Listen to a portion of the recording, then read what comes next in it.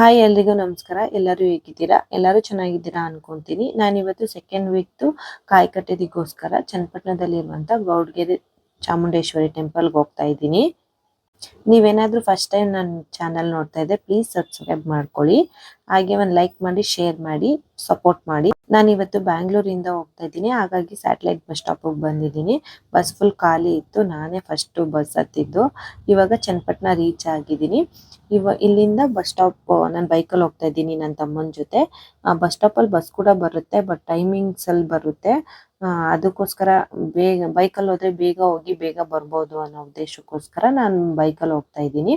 ಹಾಗೆ ಮೈಸೂರಿಗೆ ಹೋಗೋ ರೋಡಲ್ಲಿ ಸ್ಟ್ರೈಟ್ ಬಂದು ಹೊಸ ಕೋರ್ಟ್ ಆಗಿದೆಯಲ್ಲ, ಅಲ್ಲಿ ರೈಟ್ ತಗೋಬೇಕು. ಅಲ್ಲೂ ಕೂಡ ನಿಮ್ಗೆ ಆಟೋಗಳು ಸಿಗುತ್ತೆ, ಅಲ್ಲಿಂದನೂ ಕೂಡ ನೀವು ಹೋಗ್ಬೋದು.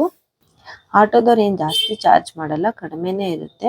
ಬಸ್ ಚಾರ್ಜ್ ₹25 ಇದ್ರೆ ಇದೊಂದು 30-40 ಇರ್ಬೋದು. ಇಲ್ಲಿಂದ ಆದರೆ ಬಸ್ ಸ್ಟಾಪಿಂದ ಬರೋರಿಗೆ ಸ್ವಲ್ಪ ದೂರ ಆಗುತ್ತೆ, ನಡ್ಕೊಂಡು ಬರಬೇಕು. ಇಲ್ಲಾಂದರೆ ಬೇರೆ ಆಟೋ ಹತ್ತಿ ಬಸ್ ಸ್ಟಾಪ್ ಕೋರ್ಟ್ ಹತ್ರ ಸ್ಟಾಪ್ ತಗೊಂಡು ಅಲ್ಲಿ ಇಳಿದು ಈ ಆಟೋ ಹತ್ಕೊಂಡು ಬರ್ಬೋದು ನೀವು. ನೀವೇನಾದ್ರೂ ನಿಮ್ದೇ ವೆಹಿಕಲ್ ಅಲ್ಲಿ ಬರ್ತಾ ಇದ್ರೆ ಚಾಮುಂಡೇಶ್ವರಿ ಟೆಂಪಲ್ಗೆ ಹೋಗೋದಕ್ಕೆ ಡೈರೆಕ್ಷನ್ ಕೂಡ ಹಾಕಿರ್ತಾರೆ, ಮತ್ತೆ ಗೂಗಲ್ ಮ್ಯಾಪ್ ಅಲ್ಲಿ ಕೂಡ ಸಿಗುತ್ತೆ. ನೀವಿಲ್ಲಿ ನೋಡ್ತಾ ಇದ್ದೀರಲ್ಲ, ಇದೇ ತರ ಡೈರೆಕ್ಷನ್ ಕೂಡ ಹಾಕಿರ್ತಾರೆ, ಅದನ್ನ ನೋಡ್ಕೊಂಡು ಕೂಡ ಬರ್ಬೋದು. ನೀವಿಲ್ಲಿ ನೋಡ್ತಾ ಇರೋ ಗೌಡ್ಗೆರೆ ಅಂತ ಬೋರ್ಡ್, ಅದು ಊರ್ಗ್ ಹೋಗೋದು, ಊರೊಳಗಡೆ ಹೋಗೋದು. ಹಾಗೆ ಸ್ವಲ್ಪ ಸ್ಟ್ರೈಟ್ ಬಂದು ಮುಂದೆ ಬಂದ್ರೆ ಇಲ್ಲಿ ನೋಡಿ, ಇದು ಬಸ್ ಸ್ಟಾಪ್. ಬಸ್ಸಲ್ಲಿ ಬರೋರಾದ್ರೆ ಇಲ್ಲಿ ಸ್ಟಾಪ್ ಕೊಡ್ತಾರೆ, ಇಲ್ಲಿ ಇಳ್ಕೊಂಡು ಸ್ವಲ್ಪ ದೂರ ನಡ್ಕೊಂಡು ಬರ್ಬೇಕು. ನಡ್ಕೊಂಡು ಬಂದ್ರು ಇಲ್ಲಿ ರೈಟ್ ತಗೊಂಡು ನಡ್ಕೊಂಡು ಹೋಗ್ಬೋದು. ಜಾಸ್ತಿ ದೂರ ಏನಾಗಲ್ಲ, ವಾಕಬಲ್ ಡಿಸ್ಟೆನ್ಸ್ ಅಲ್ಲೇ ಹೋಗ್ಬೋದು. ಭಾನುವಾರ, ಅಮಾವಾಸ್ಯೆ, ಹುಣ್ಣಿಮೆ ದಿನ ಆದ್ರೆ ಸ್ವಲ್ಪ ರಶ್ ಇರುತ್ತೆ, ಬೇರೆ ದಿನ ಅಷ್ಟೊಂದೇನು ರಶ್ ಇರಲ್ಲ. ಬಟ್ ಬಸ್ ಸ್ವಲ್ಪ ರಶ್ ಇರುತ್ತೆ ಅಷ್ಟೇ. ನಾನು 10 ಗಂಟೆಗೆ ಬಂದಿದ್ದೀನಿ, ಆದ್ರೂ ಎಷ್ಟೊಂದು ಜನ ಬಂದಿದ್ದಾರೆ ನೋಡಿ. ಇಷ್ಟೊಂದು ಬಿಸಿಲಿದ್ರು ಕೂಡ ಮನುಷ್ಯನ್ಗೆ ನಂಬಿಕೆ ಇರಬೇಕು. ನಂಬಿಕೆ ಇದ್ರೇನೆ ನಾವೇನಾದ್ರೂ ಮಾಡೋಕ್ಕಾಗೋದು. ಸೊ ಈ ದೇವಸ್ಥಾನಕ್ಕೆ ಬರ್ಬೇಕು ಅಂದ್ರೆ ನಂಬಿಕೆ ಇಟ್ಟು ಬನ್ನಿ.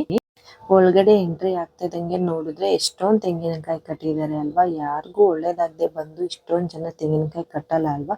ನಂಬಿಕೆ ಇದ್ರೇನೆ ದೇವ್ರು ಒಳ್ಳೇದ್ ಮಾಡೋದು. ಮೊದಲನ್ನ ನಂಬಬೇಕು, ಯಾರನ್ನೇ ಆದ್ರೂ ಅಷ್ಟೇನೆ. ನಾನು ಇವತ್ತು ಬೆಳಿಗ್ಗೆನೆ ಬಂದಿರೋದ್ರಿಂದ ಅಷ್ಟೊಂದು ರಶ್ ಇರ್ಲಿಲ್ಲ. ಆರಾಮಾಗಿ ಕ್ಯೂ ಅಲ್ಲಿ ನಡ್ಕೊಂಡೇ ಹೋದ್ವಿ. ಇದು ದೇವಸ್ಥಾನದ ಒಳಗಡೆ ಹೋಗ್ತಾ ಇರೋದು. ಒಳಗಡೆ ಕ್ಯಾಮ್ರಾ ಅಲೋ ಇಲ್ಲ ಅಂತ ಬಿಟ್ಟಿಲ್ಲ, ಹಾಗಾಗಿ ವಿಡಿಯೋ ಕೂಡ ಮಾಡಿಲ್ಲ. ಬಟ್ ಮೊದಲನೇ ವಿಡಿಯೋದಲ್ಲಿ ನಾನು ಹಾಕಿದ್ದೀನಿ, ಇನ್ನೊಂದು ವಿಡಿಯೋದಲ್ಲಿ ದೇವಸ್ಥಾನದ ಒಳಗಡೆ ಇರುವಂತ ದೇವ್ರನ್ನ. ಇಲ್ಲಿ ಹೋಗ್ಬೇಕಾದ್ರೆ ಒಂದು ಫೋಟೋ ಹಾಕಿದಾರಲ್ಲ, ಇದೇ ಫೋಟೋ ತರ ಚಾಮುಂಡೇಶ್ವರಿ ಹಿಂದೆಗಡೆ ನೀರೆಲ್ಲ ಬರೋ ತರ ಮಾಡ್ಬೇಕು ಅನ್ನೋ ಪ್ಲಾನ್ ಇದೆ. ಇವಾಗಿನ್ನ ಕನ್ಸ್ಟ್ರಕ್ಷನ್ ನಡೀತಾ ಇದೆ. ವಿಗ್ರಹ ನೋಡ್ತಾ ಇದ್ರೆ ಏನೋ ಒಂಥರ ಖುಷಿ ಆಗುತ್ತೆ. ಇಲ್ಲೆಲ್ಲ ನೀರ್ ಬರೋ ತರ ಇತ್ತು, ಬಟ್ ಇವಾಗ ಬೇಸಿಗೆ ಆಗಿರೋದ್ರಿಂದ ನೀರೇನು ಬರ್ತಾ ಇಲ್ಲ.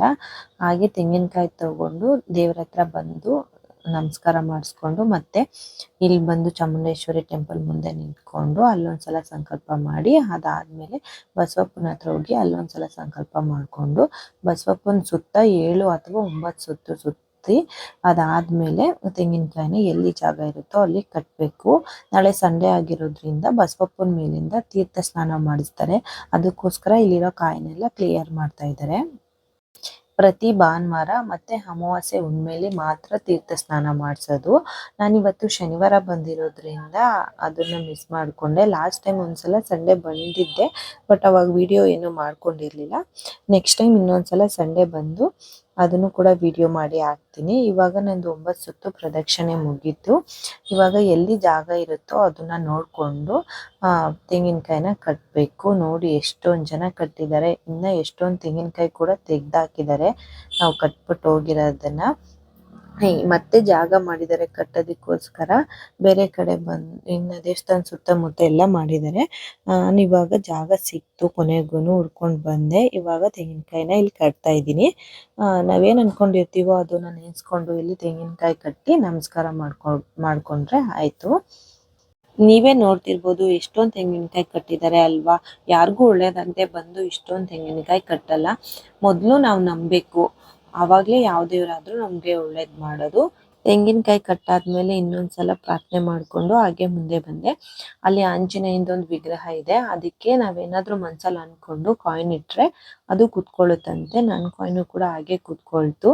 ಕಾಯಿನ್ ಕುತ್ಕೊಂಡಿದ್ದಕ್ಕೆ ತುಂಬಾ ಖುಷಿ ಕೂಡ ಆಯ್ತು. ಹಾಗೆ ಬಸವಪ್ಪನ್ಗೆ ನಮಸ್ಕಾರ ಮಾಡ್ಕೊಂಬರೋಣ ಅಂತ ಹೋಗಿ ನಮಸ್ಕಾರ ಕೂಡ ಮಾಡ್ಕೊಂಡು ಬಂದ್ವಿ. Thank you for watching. Video ಇಷ್ಟ ಆಗಿದ್ರೆ ಒಂದು ಲೈಕ್ ಮಾಡಿ, ಕಮೆಂಟ್ ಮಾಡಿ, ಶೇರ್ ಮಾಡಿ, ಹಾಗೆ ಸಪೋರ್ಟ್ ಮಾಡಿ, ಸಬ್ಸ್ಕ್ರೈಬ್ ಮಾಡ್ಕೊಳ್ಳಿ.